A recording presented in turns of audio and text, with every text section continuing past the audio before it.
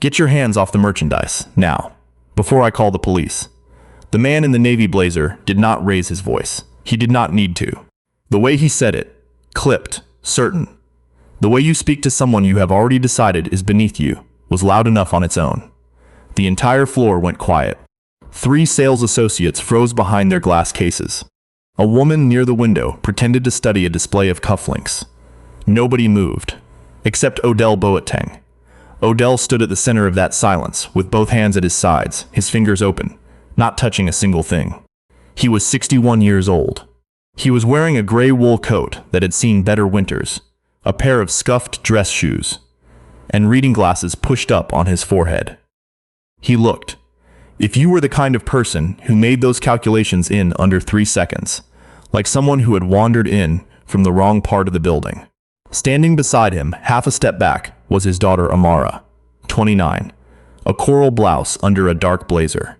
Her chin was up, but her jaw was tight, and she was doing that thing she always did when she was angry. Absolutely nothing. Just watching. The man in the navy blazer was named Elliot Crane.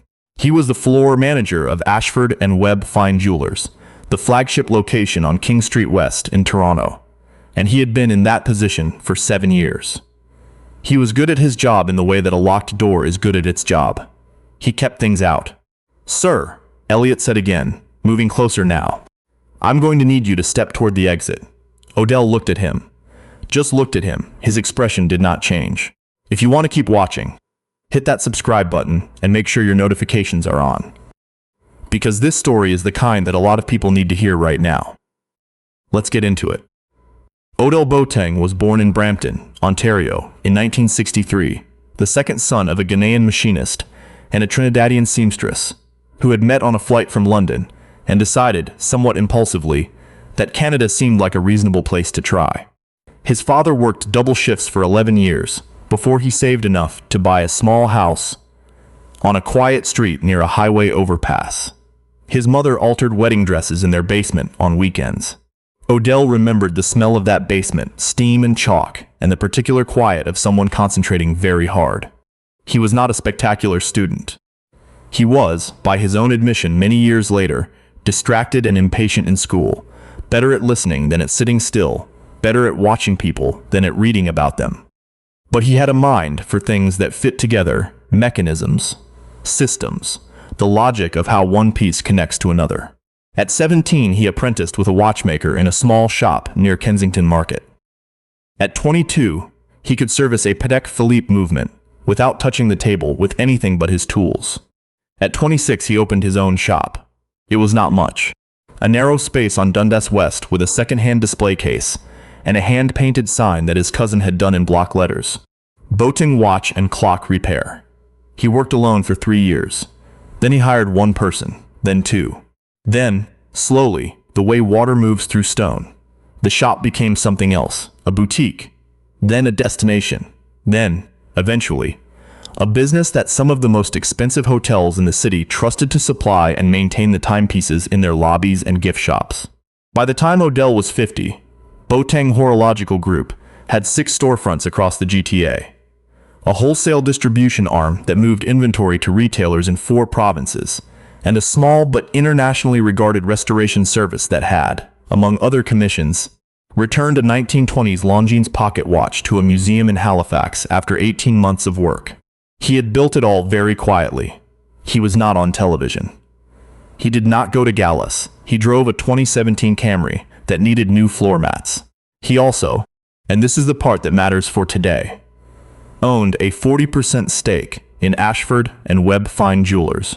He had acquired it 6 years earlier when the founding family's 3rd generation could not agree on whether to sell the company outright or take on a private equity partner.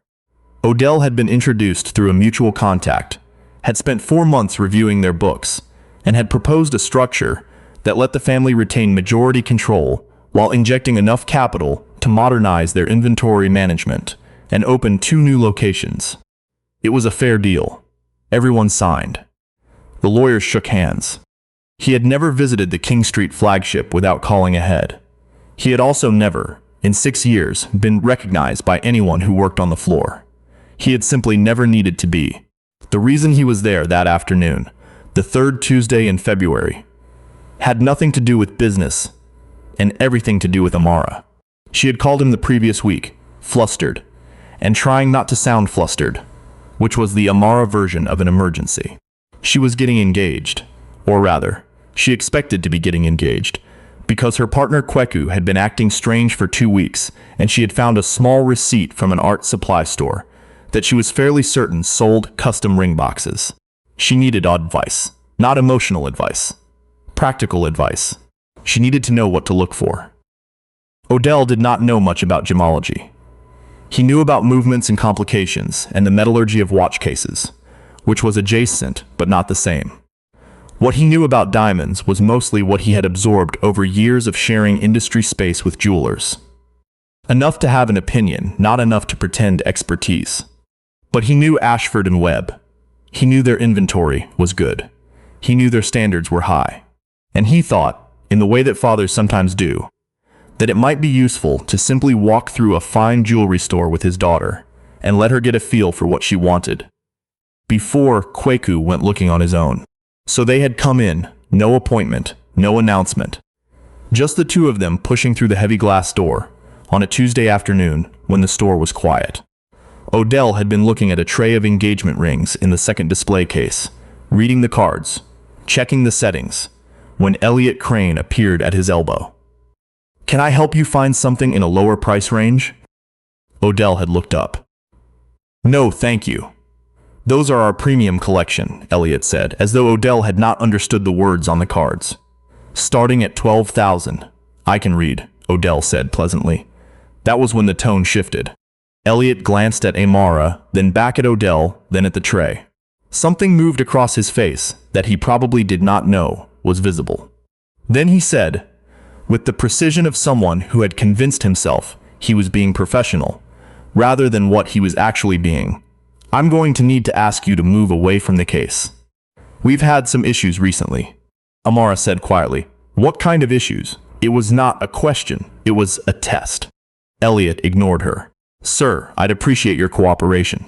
Odell did not move away from the case. He also did not argue. He folded his hands in front of him and said, "We're shopping." That was when Elliot Crane made the mistake that was going to cost him his job. He reached out and put his hand on Odell's arm. Amara pulled out her phone immediately. She did not say anything, did not announce what she was doing, simply raised the phone and began recording. Elliot didn't notice for several seconds. "I need you both to move toward the exit," Elliot said. His voice had dropped, gone flatter, the way authority sounds when it's performing certainty it doesn't actually have. "I'm going to call security." "Call them," Odell said. His voice was extraordinary in that moment. Calm the way the inside of a clock is calm. Everything moving, nothing wasted. Two of the sales associates had drifted closer, drawn down by the tension the way people always are, half pretending to straighten displays. Near the back of the store, a woman in a red coat had stopped walking. An older gentleman with white hair and a visitor's lanyard. He had been talking to one of the associates about a watch battery, stood very still and watched. "This is your last chance to leave voluntarily," Elliot said. "I don't plan to leave voluntarily," Odell said. "I was looking at rings." Elliot pulled out his radio. He spoke into it briefly. A heavy-set man in a black jacket came through a door at the back of the store within 2 minutes. Harland, the security contractor the building used on weekdays. Harland had the look of someone who had learned, through repetition, not to ask too many questions before he acted. "These two," Elliot said. Harland looked at Odell, looked at Amara, looked back at Elliot. "Sir," Harland said, and this was addressed to Odell, "I'm going to have to ask you to come with me." Amara stepped closer to her father. The phone was still up. "We haven't done anything," Amara said. "Ma'am, I don't want any trouble." "Then stop making it," she said. Harland looked uncomfortable. He had done this kind of call before, and he had learned, slowly, that it sometimes turned out to be nothing, or worse than nothing. He looked at Elliot again, a look that said, "Are you sure about this?" Elliot gave a small nod. Harland reached for Odell's elbow. "Please don't touch me," Odell said. The sentence was quiet and complete. Harland stopped. The store was absolutely silent now. Nobody was pretending to look at anything anymore. What happened in the next 4 minutes stretched strangely, the way time does when everything is wrong and everyone knows it, and nobody is sure how to stop. Elliot called the police. He did this while Odell and Amara stood near the second display case and did not move. Elliot kept his voice low, but everyone on the floor could hear him. He said that 2 individuals were refusing to leave, that he had reason to believe they were casing the store, that he needed an officer to attend. Amara, still recording, said to her father in a voice low enough for just the 2 of them, "You okay?" "Fine," Odell said. "You want to just tell him?" Odell considered this for a moment. He looked at the display case. Then he looked at Elliot, who was standing 6 feet away with his radio in one hand and his phone in the other, looking righteous and a little afraid. "Not yet," Odell said. The older gentleman with the visitor's lanyard approached from the back of the store. He had been a customer, had simply come in to pick up a repaired brooch for his wife. And he introduced himself to Odell in a lowered voice as Thomas Hennessy, and said that he had seen the whole thing and he was prepared to stay and say so if it came to that. Odell thanked him. Thomas Hennessy moved to the side but stayed. 2 officers arrived 9 minutes later.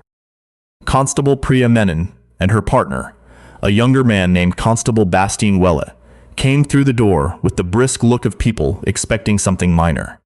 They spoke to Elliot first, then came across the floor to Odell and Amara. "Sir," Constable Menon said, "can I ask what's going on today?" "We were shopping," Odell said.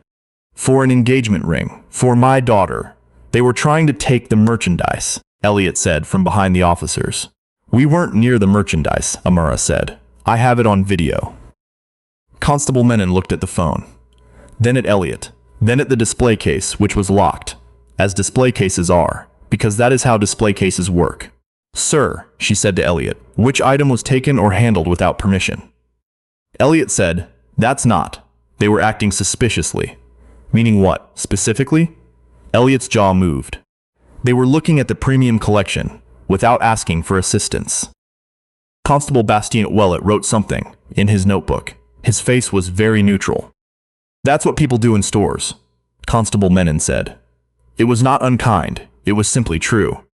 It was at this point, standing in the middle of Ashford and Webb with 2 police officers and a security guard, and 5 witnesses and his daughter with her phone still raised, that Odell Boateng reached into the inside pocket of his gray wool coat and took out a card.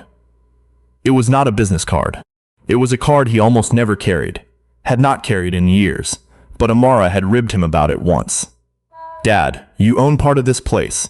You should at least be able to get a better discount." And he had started keeping one in his coat wallet just in case it ever became useful. It was a shareholder identification card issued by the law firm that had structured the Ashford and Webb acquisition. It had his name, his signature, and a file reference number. It was, in the language of the agreement, a document to be presented in situations requiring verification of stakeholder status. He handed it to Constable Menon. She read it, read it again, showed it to Constable Iwet. Then she turned to Elliot Crane. "Are you the floor manager here?"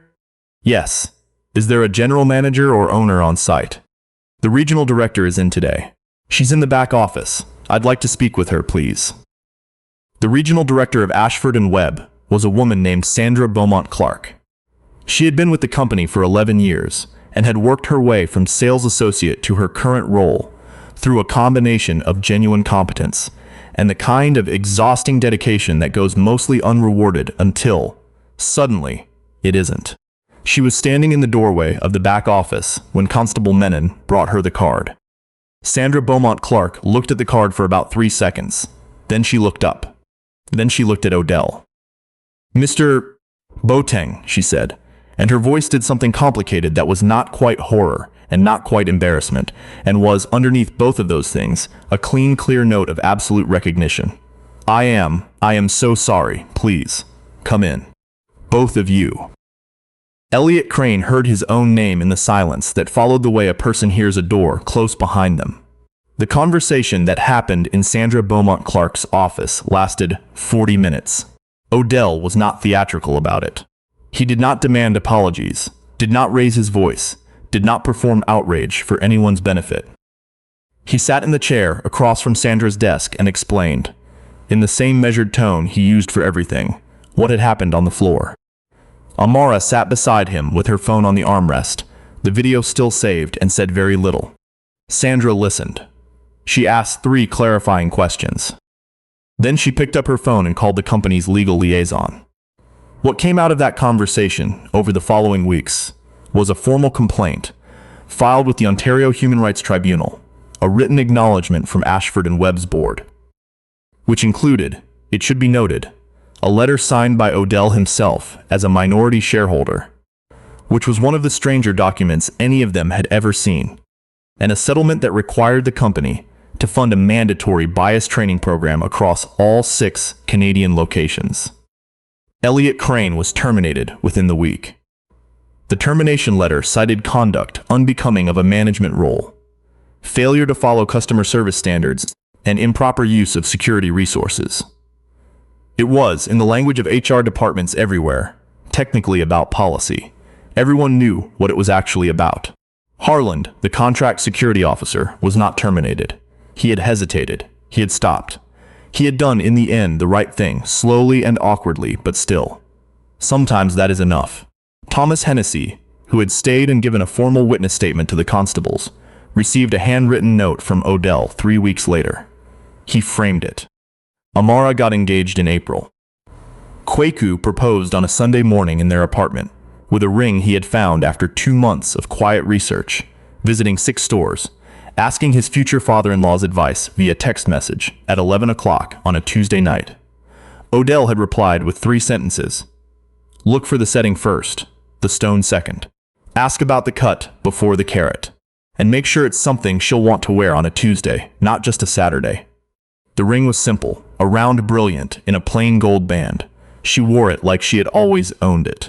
She posted 1 photo.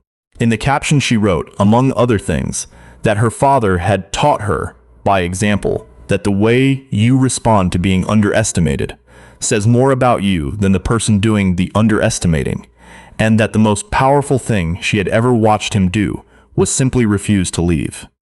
The post got more attention than she expected. What stays with people who heard this story in the weeks and months after it began to circulate? First through a community legal advocacy newsletter, then through several news outlets in Ontario, then further, was not the detail of the settlement, or even the termination of Elliot Crane. Those things mattered. They were right. But they were not, in the end, the part that landed. The part that landed was the image of Odell Boateng standing in the middle of that store, with his hands open, and his face still and his voice level, looking at a man who had decided, in 3 seconds and without a single fact to support him, that Odell did not belong there. And Odell had simply declined to agree.